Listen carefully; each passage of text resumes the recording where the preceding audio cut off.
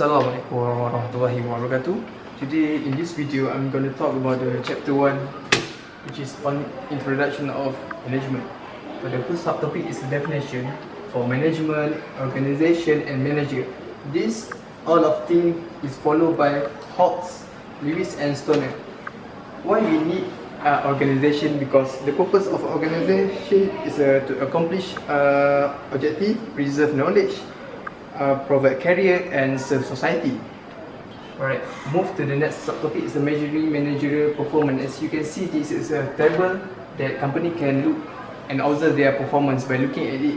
And for the next subtopic is a management process. This all is a step to achieve the goal, which is a P for planning, organizing, leading and controlling. Next is a managerial level.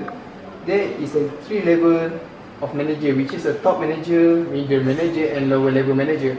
As you can see at the bottom is a non-managerial personnel.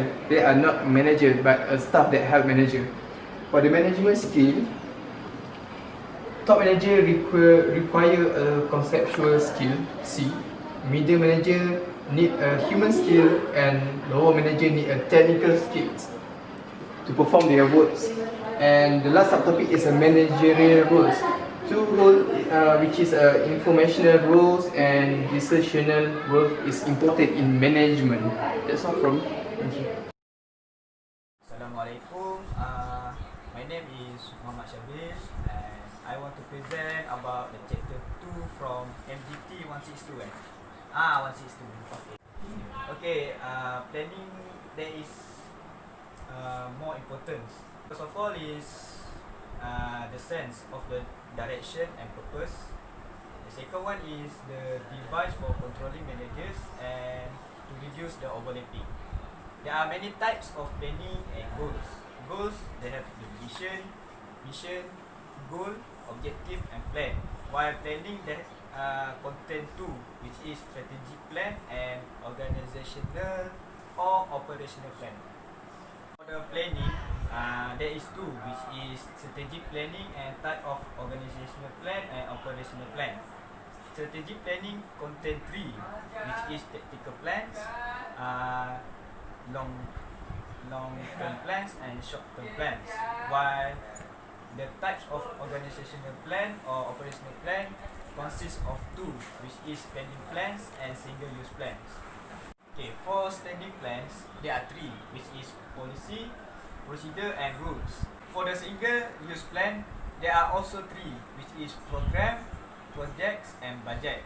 That is the difference between specific and directional plans. Specific plans, plans that have clearly defined objective and leave no room for misinterpretation. For directional plans, which is its flexible plans that set up general guidelines. There are many barriers that effective to planning something, which is lack of commitment to planning, lack of top management support and failure to see the scope of the plan. To overcome the barrier of planning, planning must be organized, planning must be clear and definite, and managers must participate in planning. Assalamualaikum. Today I'm going to talk about the nature of decision making. So firstly, what is the definitions of decision making? Decision making is the process which managers identify and resolve problems and capitalize on opportunities. Okay, next one is the type of decision making. There are 2, which is program and non-program. So what is program? Program is the one with structure. As example, rules and regulation.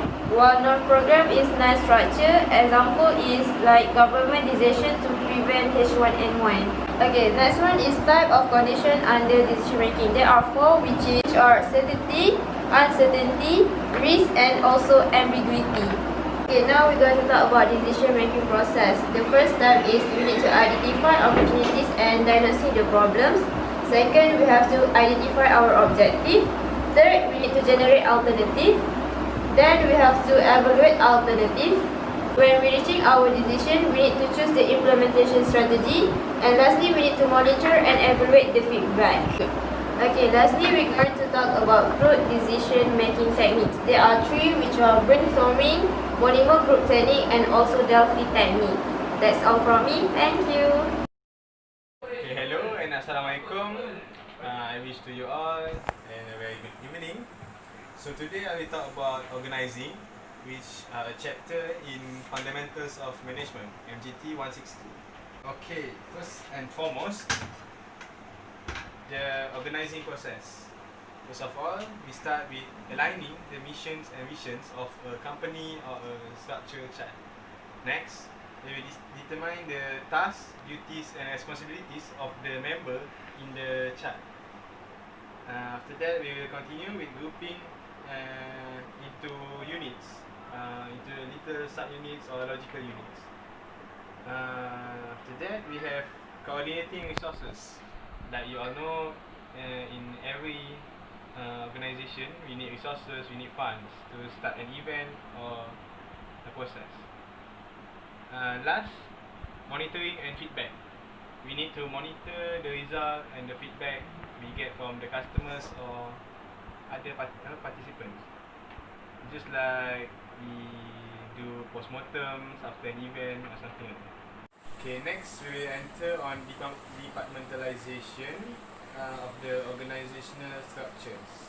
We have 6 of them: functional, product, customer, geographical, matrix and network structures. Okay, I'll just explain briefly on each of them.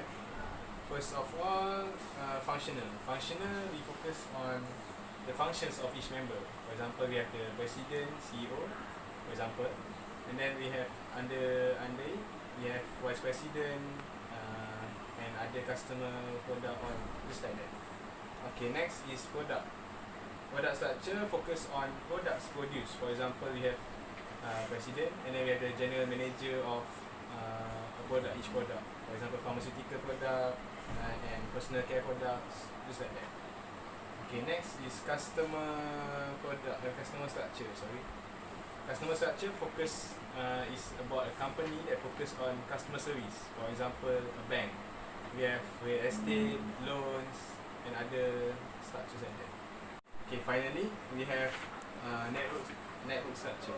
So network structure is usually composed of a main company, which are brokered by many other headquarters.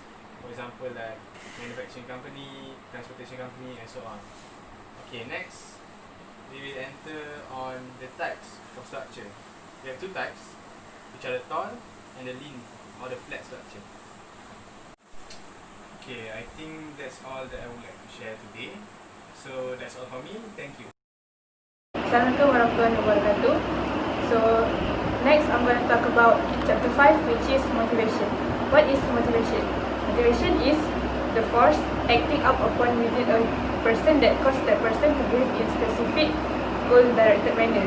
There are 3 kinds of behavior, which is energized, direct, and sustained behavior.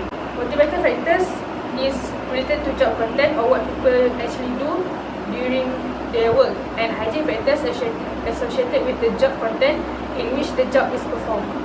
The acquired needs model contains 3 needs, which is need for achievement, need for power, and need for affiliation. So motivation has 3 types of theory, which is Maslow hierarchy of needs, Herzberg 2-factor model, and acquired needs model.